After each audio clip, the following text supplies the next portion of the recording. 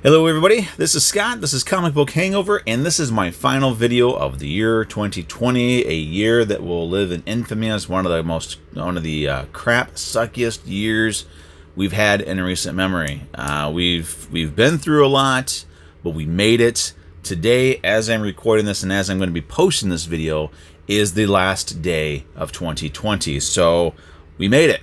We made it basically together. Unfortunately, we did lose quite a few people through the year, which is unfortunate, and deepest sympathies to those who lost anybody this year. But we're getting ready to start a new year. It's a fresh start. It's a number higher. It's all kinds of excitement. So that said, let's get to the meat and potatoes of what I do here every week. Now, I do want to say that in the year 2021, I am looking at other ideas for other videos that I could do here. I mean, I have a huge collection of comic books, not by no means the largest collection ever. I mean, I don't even think I haven't counted them in a while, but my last count, I was still under 10,000 comics in my collection. So, you know, by no means is it a massive, impressive end-all be-all collection. I don't have a lot of doubles. I don't have a lot of keys. I don't have a lot of old school first appearances. I just have books that I like, which to me is more important than anything else. But I would like to start going through my collection a little bit and showing and sharing some books that I have. So I have some ideas. I'm gonna be kind of banging out the wrinkles and seeing what I can do, experimenting with some different things throughout the year 2021, and hopefully come up with some other videos that I could do on a regular basis, because it would be nice to have more than just one weekly video. So that said, I do have a few new subscribers, and YouTube actually sent me notifications for these new subscribers. So I get to thank Daz The Key Collector and Comics Will Break Your Heart. I love that name. They within the last week or so, they did subscribe to my channel. So thank you both for subscribing, and thank you for your support.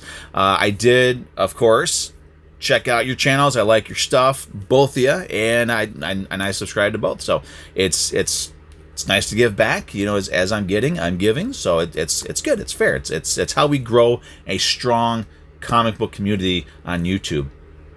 And that's something else that I want to, in coming videos, I'll be talking about as well. Creating a nice, strong, unified comic book community, something that we desperately need. So that said, last week was Christmas. I figured, what the heck, I want to kind of show some of the things that I got for Christmas. The first two things I want to share, I actually got for myself. The Cartman hat, because I absolutely love South Park. It was my favorite show. One of my favorite shows. It's one that I quote more than almost any other show. I quote it more than Arrested Development and Married with Children and The Adventures of Briscoe County Jr. South Park, I quote more than all those shows. So it kind of makes it my number one show. The other thing that I found for myself, and actually this is for me and this is from my little boy, because we're both huge Weird Al Yankovic fans.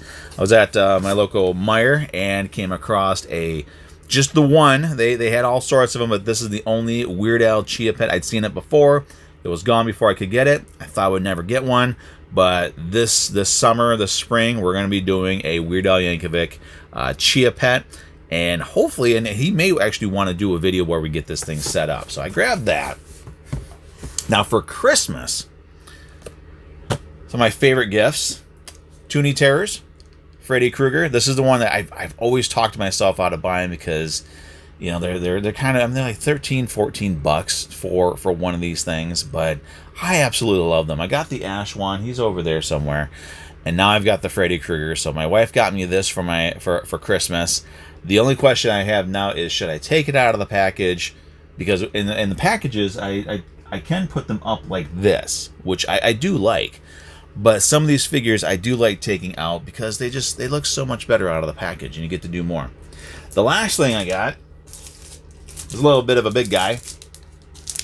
I have an Evil Dead poster. So now I have Evil Dead. Awesome.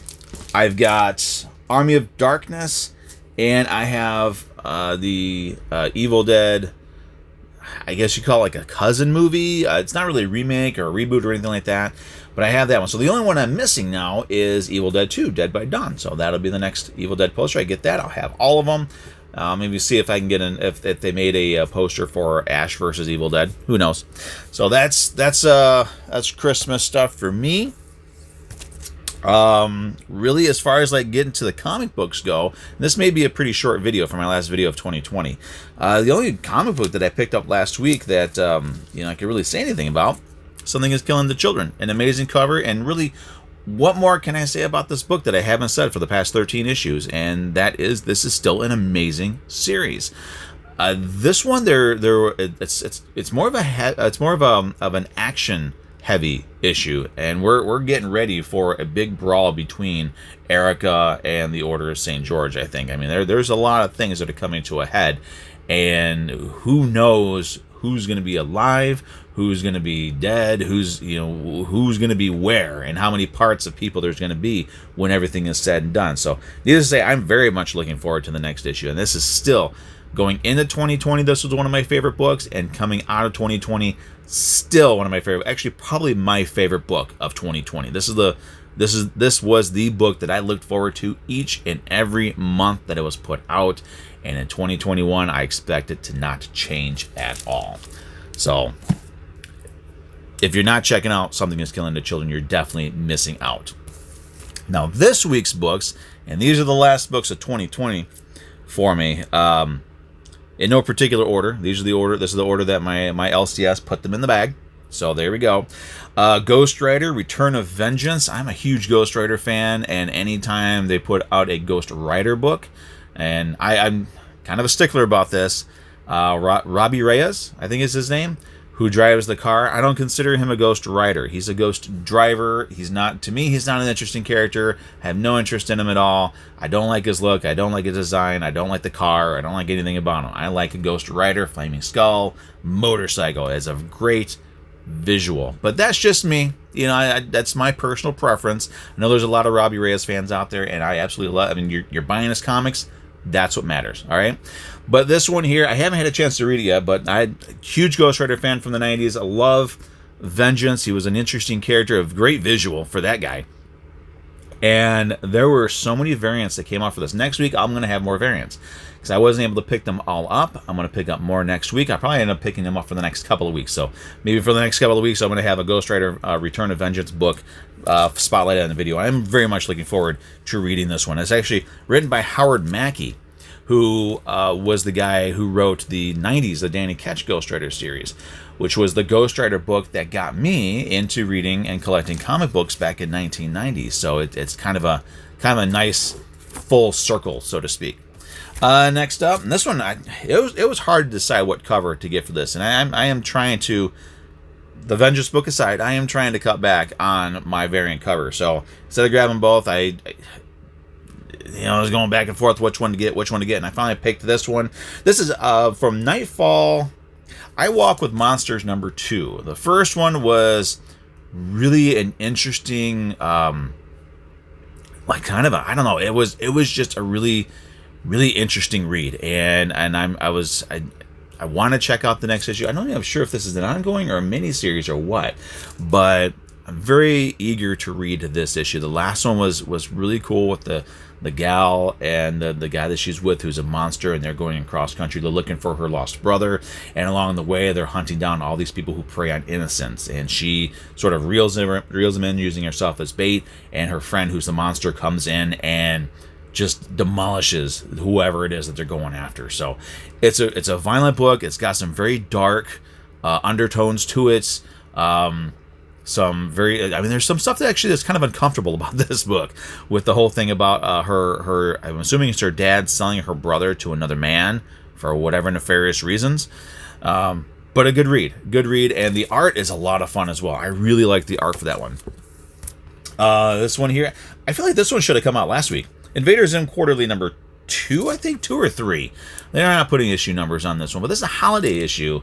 Should have probably come out before Christmas, but that is what it is. This one here, Batman Annual #5. This is another one where, variant cover. I love them both. I grabbed them both, but I couldn't afford to pick up both this week, so I grabbed this one instead so I can read this one. The other cover is just going to be bagged and boarded, but this issue has the origin of Clown Hunter, which should be pretty interesting. I mean, we know pretty much what happened with his parents being killed by the Joker, and that's when Harley Quinn was with him, and so he sort of blames Harley as well since he can't get to the Joker. He wants to kill her. So here we got the origin. I'm not sure who all is work. Ooh. So it's Stoko. Not sure that's how you pronounce the name, but that guy is an amazing artist. He did a Godzilla, the 100-Year War. I think that's what it was called, the 100-Year War. But each issue had some awesome. I mean, and not just each issue, but every panel of his Godzilla work was amazing. I mean, every panel could be a poster. It was just so well done. The detail, the line work, everything about it was great. So now he's going to be drawing Clown Hunter, so I'm even more eager to jump into this book and see what's going on there. The last one I picked up this week, I didn't get it for the book. I got it for the cover. These covers, I'm telling you, they're gonna be the death of me yet. But this is one I put in a request for. It's one of the hottest books, I guess, out this week, but I managed to snag a copy of Amazing Spider-Man, the current issue 55. I think it's legacy numbering 856, which I do question that numbering. I don't think this is issue 856, but I figured if I wasn't able to get this one, I was going to be okay with it because I have the poster for it, and the poster looks amazing. The only thing that I really wish that Marvel would have done with this is maybe they could do this with a second print. If anybody from Marvel is listening, glow in the dark.